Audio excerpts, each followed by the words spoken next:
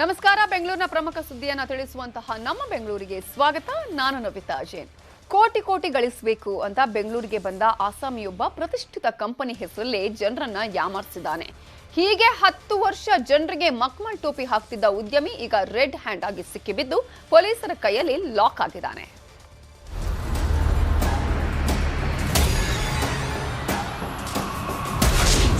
ಕೈಕೊಟ್ಟ business, ಕಳ್ಳದಾರಿ ಹಿಡಿದ ಉದ್ಯಮಿ, ಪ್ರತಿಷ್ಠಿತ ಕಂಪನಿಯನ್ನೇ ನಕಲು ಮಾಡಿದ ಆಸಾಮಿ. ವೀಕ್ಷಕರೇ, ಈ ಪೇಂಟ್ ಡಬ್ಬಗಳನ್ನ ನೋಡಿ ನೀವು ಯಾಮಾರಬೇಡಿ. ಯಾಕಂದ್ರೆ ಇದು ಅಸಲಿ ಏಷ್ಯನ್ ಪೇಂಟ್ ಅಲ್ಲ. ಹೌದು, ಇವೆಲ್ಲ ನಕಲು.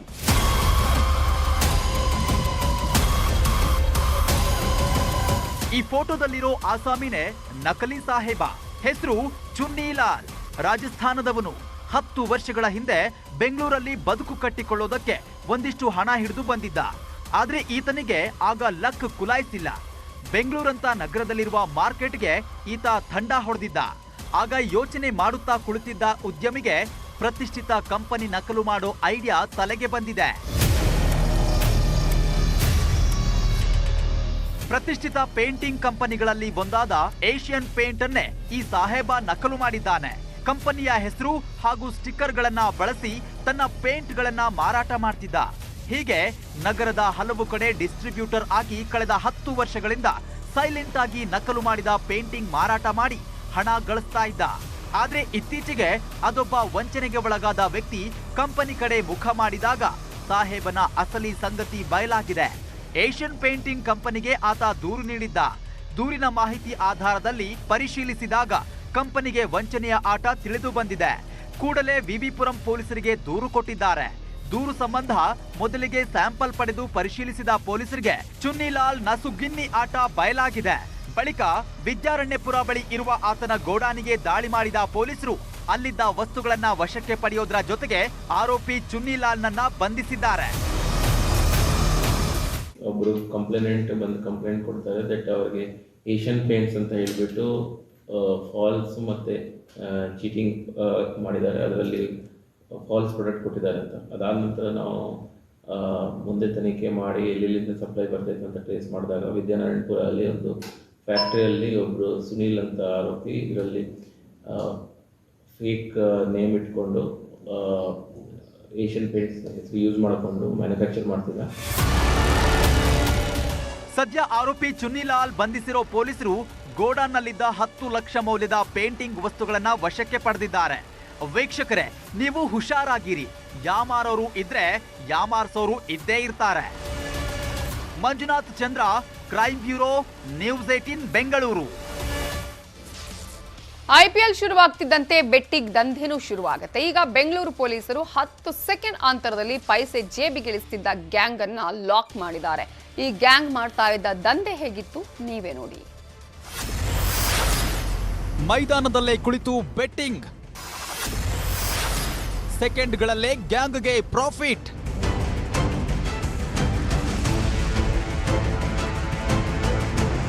ಐಪಿಎಲ್ ಶುರುವಾಯಿತು ಅಂದ್ರೆ ಸಾಕು, ಬೆಟ್ಟಿಂಗ್ ದಂಧೆಗಳ ಸದ್ದು ಜೋರಾಗಿಯೇ ಇರುತ್ತೆ. ಈ ಬೆಟ್ಟಿಂಗ್ನಲ್ಲಿ ಕೋಟಿಗಟ್ಟಲೆ ದುಡ್ಡು ಮಾಡಿರುವವರು ಇದ್ದಾರೆ. ಎಲ್ಲ ಕಳೆದುಕೊಂಡು ಬೀದಿಗೆ ಬಂದವರು ಇದ್ದಾರೆ. ಇದೀಗ ಮೈದಾನದಲ್ಲೇ ಕೂತು ಸೆಕೆಂಡ್ ಲೆಕ್ಕದಲ್ಲಿ ಬೆಟ್ಟಿಂಗ್ ಮಾಡ್ತಾ ಇದ್ದ ಗ್ಯಾಂಗ್ ಅನ್ನ ಪೊಲೀಸರು ಬಂಧಿಸಿದ್ದಾರೆ.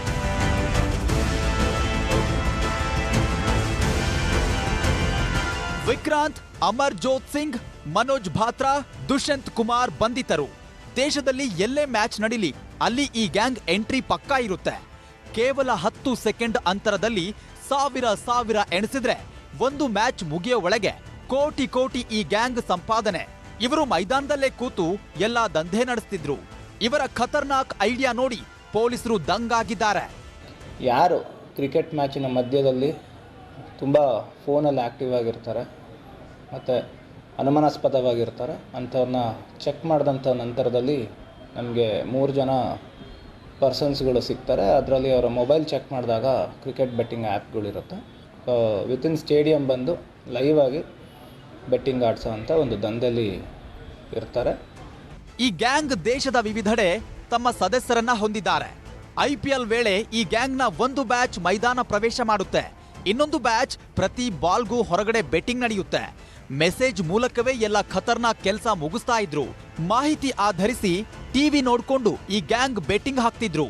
ಇನ್ನು ಗ್ರೌಂಡ್ ಲೆವೆಲ್ ಮ್ಯಾಚ್ಗೂ ಟಿವಿಯ ಲೈವ್ ಮ್ಯಾಚ್ಗೂ 10 ಸೆಕೆಂಡಿನ ಅಂತರವಿದೆ. ಈ ಅಂತರವನ್ನೇ ಎನ್ಕ್ಯಾಶ್ ಮಾಡಿಕೊಂಡು ಹಲವೆಡೆ ವಂಚನೆ ಮಾಡಿದ್ದಾರೆ. ಈ ಏನು ಬೆಟ್ಟಿಂಗ್ ಗ್ಯಾಂಗ್ ಇದೆ, ಇದು ಇವಾಗ ಇನಿಷಿಯಲ್ ತನಿಖೆ ನಾವು ಮಾಡಿರೋದ್ರಲ್ಲಿ ನಮಗೆ ಗೊತ್ತಾಗಿರೋದು ಲೋಕಲ್ಸು ನಾನ್ ಲೋಕಲ್ಸು ಎಲ್ಲರೂ ಇನ್ವಾಲ್ವ್ ಆಗಿದ್ದಾರೆ. ಸೊ ಇದನ್ನು ಪೂರ್ತಿಯಾಗಿ ನಾವು ಇನ್ವೆಸ್ಟಿಗೇಟ್ ಮಾಡಿ ಒಂದು ತಾರ್ಕಿಕ ಅಂತ್ಯಕ್ಕೆ ನಾವು ತಗೊಂಡೋಗ್ತೀವಿ. ಬೆಟ್ಟಿಂಗ್ ಕಳ್ಳಾಟ ತಿಳಿಯದ ಜನರು ಹಣ ಹೂಡಿ ನಾಮ ಹಾಕಿಸಿಕೊಳ್ಳುತ್ತಿದ್ರು. ಸದ್ಯ ಈ ಗ್ಯಾಂಗ್ನ 3 ಕಬ್ಬನ್ ಪಾರ್ಕ್ ಪೊಲೀಸರು ಬಂಧಿಸಿದ್ದಾರೆ. ಈ ಕಳ್ಳಾಟಕ್ಕೆ ದೆಹಲಿ ಲಿಂಕ್ ಕೂಡ ಇದ್ದು ಪ್ರಕರಣದ ಮತ್ತಷ್ಟು ಆರೋಪಿಗಳಿಗೆ ಹುಡುಕಾಟ ಮಾಡ್ತಿದ್ದಾರೆ. Manjunath Chandra, crime bureau, news 18 Bengaluru. ಅಧಿಕಾರಿಗಳ ನಿರ್ಲಕ್ಷ್ಯಕ್ಕೆ ಈ ಕೆರೆ ಮೀನುಗಳು ಜೀವ ಬಿಟ್ಟಿವೆ. ಕೆರೆ ಬಳಿ ವಾಕಿಂಗ್ಗೆ ಬರ್ತಿದ್ದ ಜನ ಅಲ್ಲಿ ಬರೋಕ್ಕೂ ಆಗದೆ ಗರಂ ಆಗಿದ್ದಾರೆ. ಅಷ್ಟಕ್ಕೂ ಈ ಕೆರೆಯಲ್ಲಿ ಉಂಟಾದ ಸಮಸ್ಯೆ ಏನು, ಅಧಿಕಾರಿಗಳಿಗೂ ಇದಕ್ಕೂ ಏನ್ ಸಂಬಂಧ, ಇಲ್ಲಿದೆ ನೋಡಿ ಡೀಟೇಲ್ಸ್. ನೀವು ನೋಡ್ತಿರೋ ದೃಶ್ಯ ಯಾವುದೋ ರಾಜಕಾಲುವೆ ಅಲ್ಲ, ಇದು ಕೆರೆ ನೀರಿಗೆ ಸೇರ್ತಿರೋ ಚರಂಡಿ ನೀರು. ಈ ಕೆರೆ ಬೆಂಗಳೂರಿನ ಹೂಡಿ ಬಳಿ ಇರೋ ಸೀತಾರಾಮಪಾಳ್ಯ ಕೆರೆ.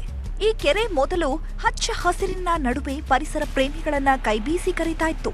ಆದ್ರೀಗ ಇದೇ ಕೆರೆ ನೀರಿಗೆ ಕಲುಷಿತ ನೀರು ಸೇರ್ತಿದೆ.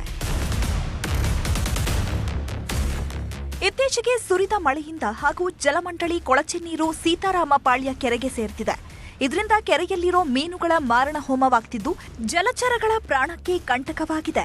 ಬೃಹತ್ ಬೆಂಗಳೂರು ಮಹಾನಗರ ಪಾಲಿಕೆ ಮತ್ತು ಬೆಂಗಳೂರು ನೀರು ಸರಬರಾಜು ಮತ್ತು ಒಳಚರಂಡಿ ಮಂಡಳಿ ಅಧಿಕಾರಿಗಳು ಸರಿಯಾದ ರೀತಿಯಲ್ಲಿ ಚರಂಡಿಗಳು ಮತ್ತು ಕೆರೆಗಳನ್ನು ನಿರ್ವಹಣೆ ಮಾಡದೇ ಇರೋದ್ರಿಂದ ಇಂತಹ ಘಟನೆಗಳು ಮರುಕಳಿಸುತ್ತಿವೆ ಅನ್ನೋದು ಸ್ಥಳೀಯರ ಆರೋಪ. ಇನ್ನೂ ಕೂಡ ನಾವು ನೋಡಿದ್ರೆ ನೀರಿನ ಬಣ್ಣ ಏನಿದೆ ಅದು ಹಸಿರಾಗಿ ಕನ್ವರ್ಟ್ ಆಗಿದೆ. ನೀರಿನ ಬಣ್ಣ ಹಸಿರು, ಅದಕ್ಕೆ ಆಲ್ಗಲ್ ಬ್ಲೂಮ್ ಅಂತ ಕರೀತಾರೆ. ಯಾವಾಗ ಸೀವೇಜ್ ಅಂಶ ಬರುತ್ತೆ, ಸೀವೇಜ್ನಲ್ಲಿ ನೈಟ್ರೇಟ್ ಫಾಸ್ಫೇಟ್ ಅಂಶಗಳು ಬರುತ್ತೆ, ಹಾಗಾಗಿ ಏನಾಗುತ್ತೆ, ಆಟೋಮೆಟಿಕಲಿ ನೀರಿನಲ್ಲಿ ಡಿಸಾಲ್ವ್ಡ್ ಆಕ್ಸಿಜನ್ ಏನಿದೆ ಅದು ಕಮ್ಮಿ ಆಗುತ್ತೆ. ಅದರಿಂದ ಮೀನುಗಳು ಸಾವನ್ನು ಅಪ್ಪುತ್ತವೆ. ಕೊಳಚೆ ನೀರು ಕೆರೆಗಳಿಗೆ ಹರಿಯುವುದನ್ನು ತಡೆಯಲು ಕೆರೆಗಳ ಬಾಯಿಯ ಬಳಿ ಡೈವರ್ಷನ್ ಚಾನೆಲ್ಗಳನ್ನು ನಿರ್ಮಿಸಲು ಬಿಬಿಎಂಪಿ ಬಜೆಟ್ನಲ್ಲಿ ಅನುದಾನ ಮೀಸಲಿಟ್ಟಿದ್ದಾರೆ. ಆದರೆ ಒಳಹರಿವುಗಳಿಗೆ ಯಾವುದೇ ನಿರ್ವಹಣೆ ಇಲ್ಲ. ತ್ಯಾಜ್ಯ ನೀರು ಕೂಡ ಕೆರೆಗಳಿಗೆ ಸೇರುತ್ತದೆ ಅನ್ನೋದು ಪರಿಸರ ಪ್ರೇಮಿಗಳ ಆರೋಪ. ಬಿಡಬ್ಲ್ಯೂಎಸ್ಎಸ್ಬಿ ಕೂಡ ಕೊಳಚೆ ನೀರಿನ ನಿರ್ವಹಣೆ ಬಗ್ಗೆ ತಲೆಕೆಡಿಸಿಕೊಳ್ತಿಲ್ಲ. ಈ ಬಗ್ಗೆ ಬಿಡಬ್ಲ್ಯೂಎಸ್ಎಸ್ಬಿ ಅಧಿಕಾರಿಗಳು ಕೇಳಿದ್ರೆ ಅವರು ಹೇಳೋದು ಹೀಗೆ. ನೋಡಿ, ಅದು ಸೀತಾರಾಮಪಾಳ್ಯ ಕೆರೆ, ಅದರ ಪಕ್ಕದಲ್ಲಿ ಅಂದರೆ ನಮ್ಮದು ಸ್ಯಾನಿಟರಿ ಲೈನ್ಗಳು ಹಾಕೋದು ಅಂತ ಹೇಳ್ತೀವಿ ನಾವು, ಅಂದರೆ ಯುಜಿಡಿ ಲೈನ್ಸ್ ಅಂತ. 4-5 ಮೀನು ಸತ್ತೋಗಿದೆ ಅನ್ನೋ ವಿಚಾರ ಕೇಳ್ಪಟ್ಟೆ ನಾನು. ತಕ್ಷಣ ನಮ್ಮ ಎಕ್ಸಿಕ್ಯೂಟಿವ್ ಇಂಜಿನಿಯರು ಮತ್ತು ಸಂಬಂಧಪಟ್ಟ AWಗೆಲ್ಲ ಮಾತಾಡಿ, ಅದು ಸ್ವಲ್ಪ ಕೆಟ್ಟ ನೀರು ಇರ್ಬೋದು, ಆ ನೀರಿಂದ ಒಂದು 4-5 ಮೀನು ಸತ್ತೋಗಿರೋದು, ಅದನ್ನು ನಾನು ತಕ್ಷಣ ವೆರಿಫೈ ಮಾಡಿ ಅದನ್ನು ಈಗ ಡೈವರ್ಷನ್ ಚಾನಲವರು BBMP ಅವರು ಕೆರೆಯವರು ಸಂಬಂಧಪಟ್ಟವರು ಅದನ್ನು ರೆಡಿ ಮಾಡಿದ್ದಾರೆ ಅಂತ ಕೇಳ್ಪಟ್ಟಿದ್ದೀನಿ. ಒಟ್ನಲ್ಲಿ ನಗರೀಕರಣದಿಂದ ಪರಿಸರ ಹಾನಿಯಾಗ್ತಿದೆ ಅಂತ ಪರಿಸರ ಪ್ರೇಮಿಗಳು ಜನಕ್ಕೆ ಅರಿವು ಮೂಡಿಸುವ ಕೆಲಸ ಮಾಡ್ತಿದ್ದಾರೆ. ಇನ್ನೊಂದು ಕಡೆ ಕೆರೆ ಪರಿಸರ ಕಾಪಾಡಬೇಕಾದ ಅಧಿಕಾರಿಗಳೇ ಈ ರೀತಿ ದಿವ್ಯ ನಿರ್ಲಕ್ಷ್ಯ ವಹಿಸೋದು ಎಷ್ಟು ಸರಿ?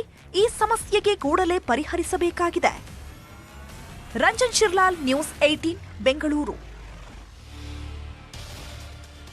ವೈದ್ಯ ನಾರಾಯಣೋ ಹರಿ, ಈ ಮಾತೇ ಹೇಳುವಂತೆ ಜೀವ ಉಳಿಸೋ ವೈದ್ಯರು ದೇವರಿಗೆ ಸಮಾನ ಅನ್ನುವ ಮಾತು 100ಕ್ಕೆ 100 ಸತ್ಯ ಅನ್ನೋ ಹಾಗೆ ಇಲ್ಲೊಂದು ಆಸ್ಪತ್ರೆಯ ವೈದ್ಯರು ಕೈಕಟ್ಟಾಗಿದ್ದ ಬಾಲಕನಿಗೆ ಹೊಸ ಬಾಳು ಕೊಟ್ಟಿದ್ದಾರೆ. ಈ ಬಗ್ಗೆ ಒಂದು ಸ್ಪೆಷಲ್ ರಿಪೋರ್ಟ್ ಇಲ್ಲಿದೆ.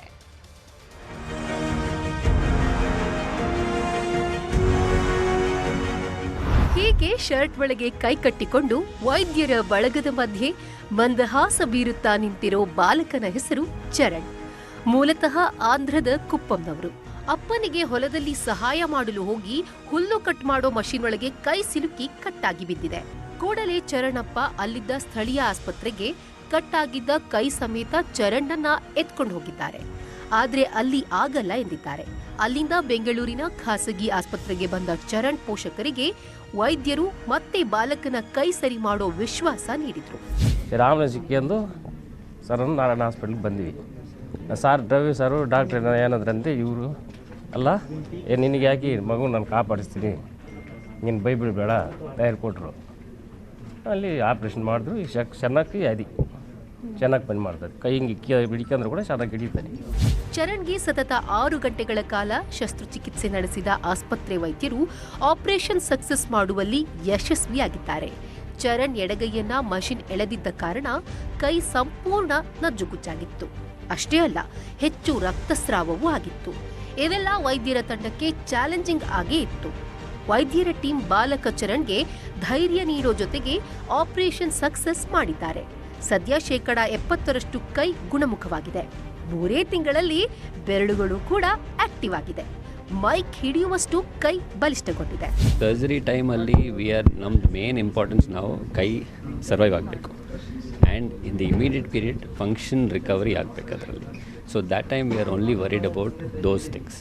ಅದಾದಮೇಲೆ once everything settles down then based on the growth of the child or ನಮ್ದು ಏನಾದರೂ ರಿಕವರಿಗೆ ಬೇರೆ ಎಲ್ಲ ಸೆಕೆಂಡ್ರಿ ಕರೆಕ್ಷನ್ಸ್ ಇರುತ್ತೆ. We give importance to that only once recovery ಚೆನ್ನಾಗುತ್ತೆ, is able to do his work properly, then we think about the cosmetic part.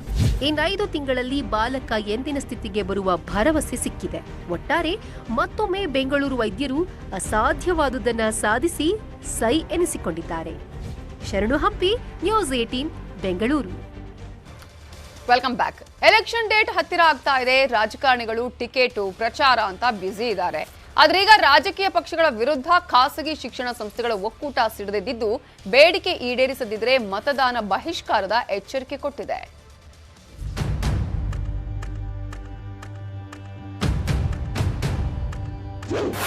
ರಾಜಕೀಯ ಪಕ್ಷಗಳ ವಿರುದ್ಧ ಖಾಸಗಿ ಶಿಕ್ಷಣ ಸಂಸ್ಥೆಗಳ ಸಮರ.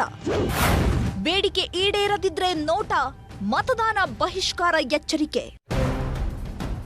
ಖಾಸಗಿ ಶಿಕ್ಷಣ ಸಂಸ್ಥೆಗಳ ಒಕ್ಕೂಟ ರಾಜಕೀಯ ಪಕ್ಷಗಳ ವಿರುದ್ಧ ಸಮರ ಸಾರಿದೆ. ಕಲ್ಯಾಣ ಕರ್ನಾಟಕ ಸೇರಿದಂತೆ ವಿವಿಧ ಭಾಗಗಳಲ್ಲಿ ಖಾಸಗಿ ಶಾಲೆಗಳ ಬೇಡಿಕೆಯನ್ನ ರಾಜಕೀಯ ಪಕ್ಷಗಳು ಪರಿಗಣಿಸದಿದ್ದಕ್ಕೆ ಖಾಸಗಿ ಶಿಕ್ಷಣ ಸಂಸ್ಥೆಗಳ ಒಕ್ಕೂಟ ನಿಗಿನಿಗಿ ಕೆಂಡಕಾರಿವೆ. ಸರ್ಕಾರ ರಾಜಕೀಯ ಪಕ್ಷಗಳಿಗೆ 1 ವಾರ ಗಡುವು ನೀಡಿರೋ ಒಕ್ಕೂಟ ಈ ಬಾರಿ ಚುನಾವಣೆಯಲ್ಲಿ ನೋಟಾ ಚಲಾಯಿಸಲು ಇಲ್ಲವೇ ಮತದಾನ ಬಹಿಷ್ಕಾರ ಹಾಕೋದಾಗಿ ಎಚ್ಚರಿಕೆ ನೀಡಿದೆ.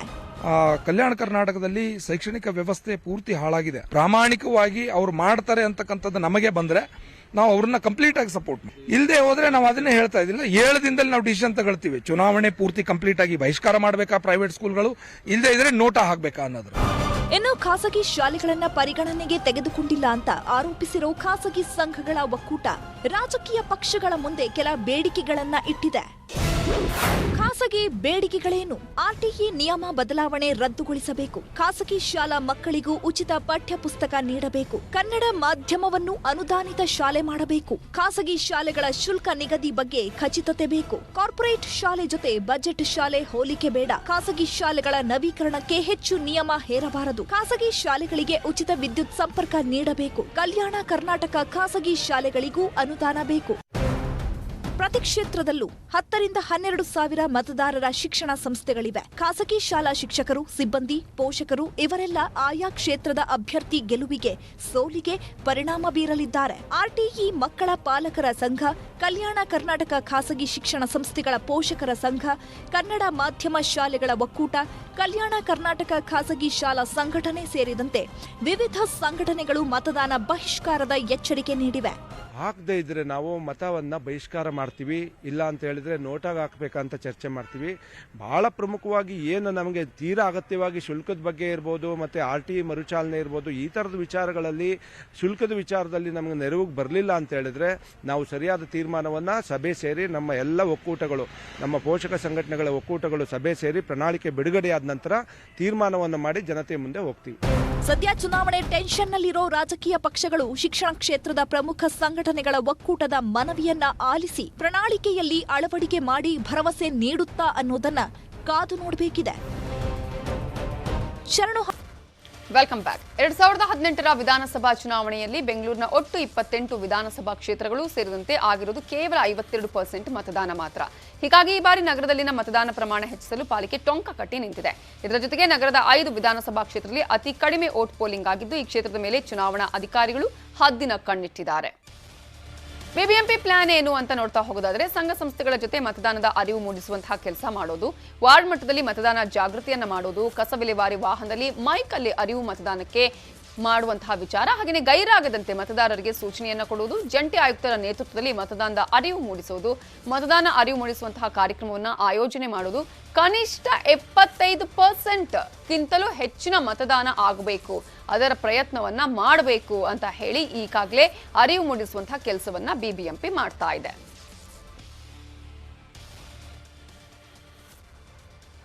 ಎಲೆಕ್ಷನ್ಗೆ ಕೌಂಟ್ ಡೌನ್ ಸ್ಟಾರ್ಟ್ ಆದ ಹಿನ್ನೆಲೆ ಪೊಲೀಸರು ಫುಲ್ ಅಲರ್ಟ್ ಆಗಿದ್ದಾರೆ. ಬೆಂಗಳೂರಿನ ಪ್ರಮುಖದ ಎಲ್ಲಾ ರೈಲು ನಿಲ್ದಾಣಗಳಲ್ಲೂ ಪರಿಶೀಲನೆ ಮಾಡ್ತಿದ್ದಾರೆ. ಬೈಯಪ್ಪನಹಳ್ಳಿ, ಯಶವಂತಪುರ, ಮೆಜೆಸ್ಟಿಕ್, ಕಂಟೋನ್ಮೆಂಟ್ ಸೇರಿ ಬೆಂಗಳೂರಿನ ಎಲ್ಲಾ ರೈಲು ನಿಲ್ದಾಣಗಳಲ್ಲಿ ಪರಿಶೀಲನೆ ಮಾಡಿದ್ದಾರೆ. ಪುಲಿಕೇಶಿ ನಗರದ ಎಸಿಪಿ ಪ್ರಕಾಶ್ ರಾಥೋಡ್ ನೇತೃತ್ವದಲ್ಲಿ ಪರಿಶೀಲನೆಯನ್ನ ನಡೆಸಲಾಗಿದೆ. ಶಿವಾಜಿನಗರ, ಭಾರತೀನಗರ, ಪುಲಿಕೇಶಿ ನಗರ ಠಾಣೆಗಳ ಮಹಿಳಾ ಸಿಬ್ಬಂದಿ ಸೇರಿ 45ಕ್ಕೂ ಹೆಚ್ಚು ಸಿಬ್ಬಂದಿ ಪರಿಶೀಲನೆ ನಡೆಸಿದ್ದಾರೆ.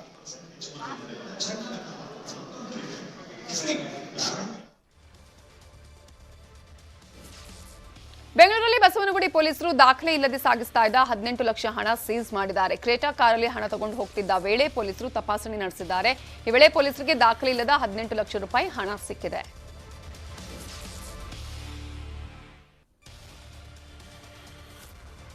ಇದು ಇವತ್ತಿನ ನಮ್ಮ ಬೆಂಗಳೂರು. ನೋಡ್ತಾ ಇರಿ ನ್ಯೂಸ್ 18, ಜಾಲ ನಮ್ಮದು, ಬಲ ನಿಮ್ಮದು.